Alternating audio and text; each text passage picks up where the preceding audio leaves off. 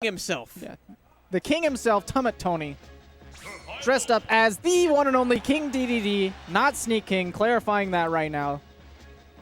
Because he says he's gotten that very frequently. But it's going to be Shulk versus King DDD, if it wasn't already apparent. Really? I was honestly expecting something like Diddy Kong. Of course. Yeah. Diddy Kong, that's totally normal for Yeah. for what you Pope Crispy sounds like a Diddy Kong main, right? But no. No. It feels like crispy, man. He's got crispy in the name, so he's got to have those hard, those crispy links. It's true. I would have expected maybe a Mario main. But instead, we're going to see, like I said, Pope Crispy with the Shulk. And the one and only king himself, Tummut Tony, rocking King DDD. Straight out of For Glory. A matchup for the ages. He's already relinquishing the hat.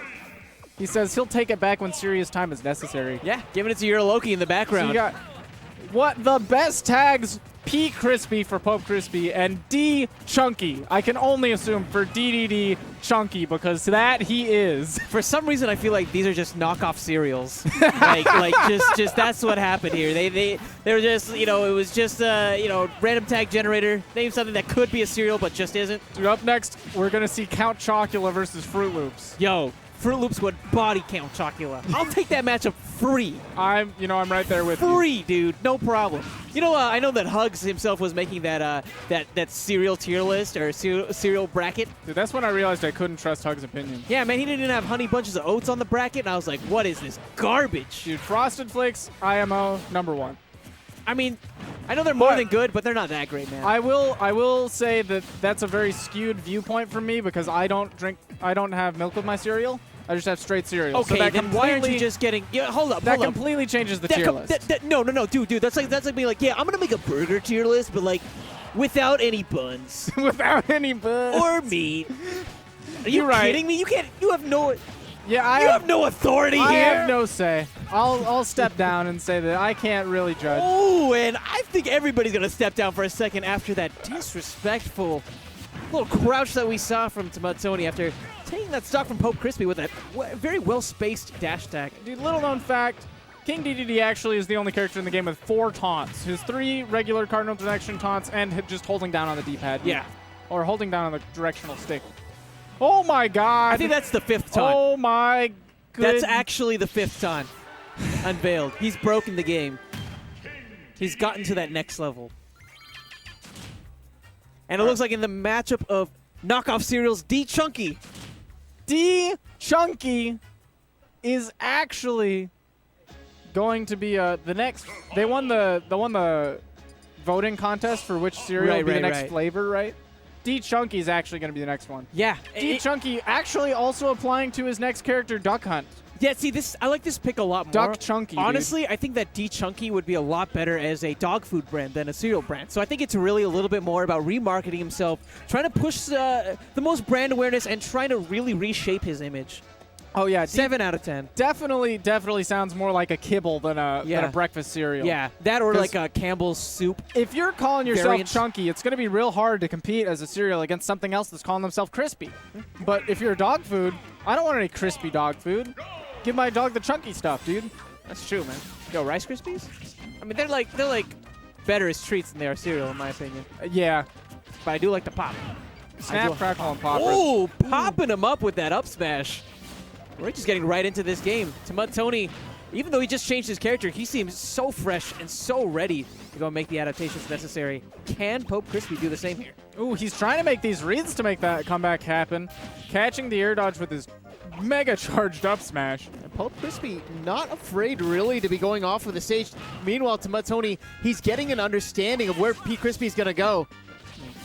Especially whenever he hits the ground, calling those techs away consistently. Ooh. There's just been some scrapping happening right up close, but and he's just calling out the cereal mascots right now. Trying to make things happen. I understand they're not actually cereal mascots, but I mean, I don't know. I feel like a man with a gun would be a terrible cereal mascot, but then again, we got a vampire for for Count Chocula. So. Yeah, I don't know how good of a mascot Count Chocula is. We also have, like, Toucan Sam. Dude, Toucan Sam, are you talking mess about Toucan Sam right now? All right, Toucan Sam. Even take you I don't know seriously, if I want to take the word of a bird on my cereals. His name rhymes.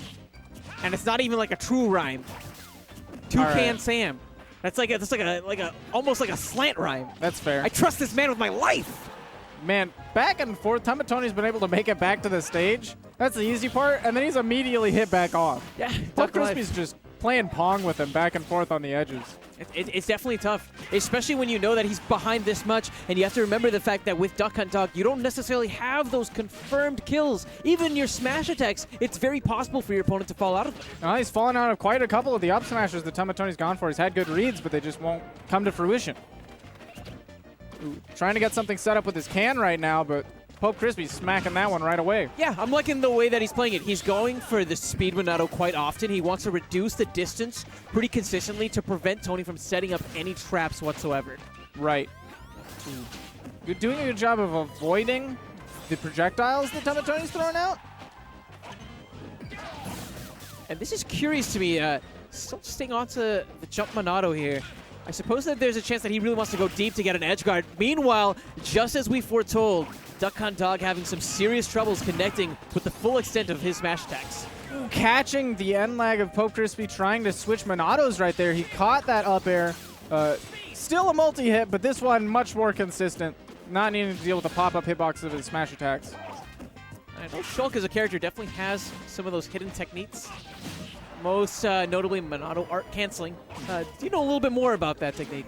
Monado art canceling, basically if you land with your attack as the art gets activated, it gives you a couple of iframes as well as only gives you the lag of the art activating as opposed to the aerial. Very smart.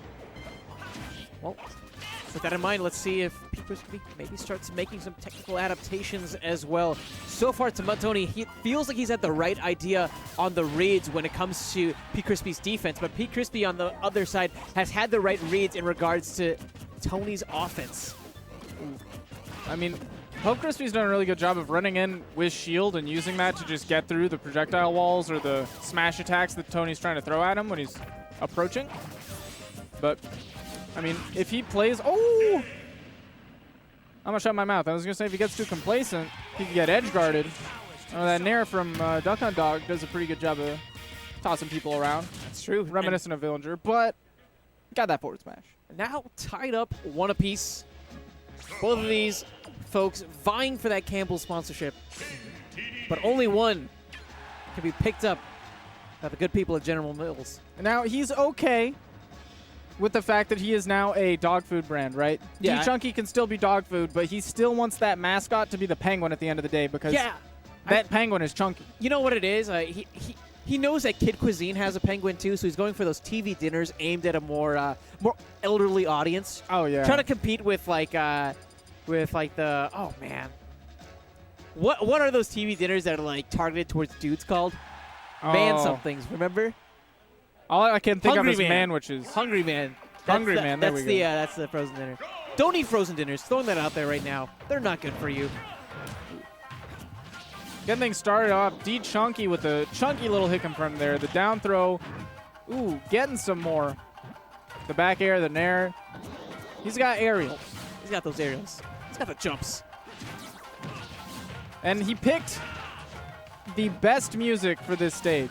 Yeah, if you're ever Sheik dittoing, this is the place. Trust this man. Lots of experience when it comes to chic and things. Oh, of course. Most notably in the music department. Absolutely. And here P. Crispy, again having some serious issues when it comes to actually dealing with Tony's DDD. Do you think that part of it might have to deal with the lack of an advantage, relatively speaking, that he has in regards to range? Oh, yeah, because Tony's Gordos actually kind of force... They're not the most legitimate projectile in the world. Shulk can knock them back, but Shulk has moves that have slow startup and some unfortunate end lag. Ooh, trying to go for something cheeky right there, but Poke Crispy having none of it. But the Gordos force Poke Crispy to do something, right? That puts him in a bad spot. And I feel like it's in these moments I've seen Crispy falter, switching over to speed, and if we reflect on that last match, this is where he was able to have the most wins in neutral. Yeah, he might be able to get past the hammer coming out of Tony this time. Yeah, His hammer, it seems to just come out faster and have a more long-lasting hitbox that deals with Pope Crispy's Minato. Switching to Smash, opting for the KO potency here instead of the speed, but can he actually find the win? What a grab setup! You saw him condition the shield with the Gordo? That was perfect from Tony. And he got a little bit of extra damage by throwing him directly into the Gordo. And this is a bad spot for Pope. He's got to make it back, gets around the attempted edge guard, and ends up getting an up smash as well, all of a sudden making this an even stock advantage, which takes the DDD side off of the table. Right, he's only at 65% himself. This is right around the time that tummut Tony decided to go for a swallow kill last game, but I mean right now, that speed Minato isn't actually doing him too many favors. He's still running into these Gordos. Oh. And does he have a jump here? He's got a jump art. Seems like that's all he needed to get back. He's got control of center stage, but he's at a dangerous percent. This is really a tough spot. On one hand, if you're Pope, you really want to try to make Tony be a bit more aggressive, approach more, but because Tony's so reliant on these Gordos, you're not going to necessarily find the haphazard approaches that you're waiting for. I mean, the scary thing, though, is the longer you let Shulk live, the more of an opportunity you're giving him to come back because he does have access to that Smash Minato art. This has been Pope's go-to in the latter half of this game, approaching with these descending neutral airs. Tony's starting to space around them. Trying to find some punishment. Great sweeping aerial, but a reverse hit there. Just coming in with that back air, turning the tides. And turning the tables in reverse completely against someone who was picking up momentum. tummut Tony taking it 2-1 with wins via DDD over Pope Crispy. Yeah, I mean, it seemed very clear that the Penguin was the mascot of choice at the end of the day to get people to want to eat your cereal.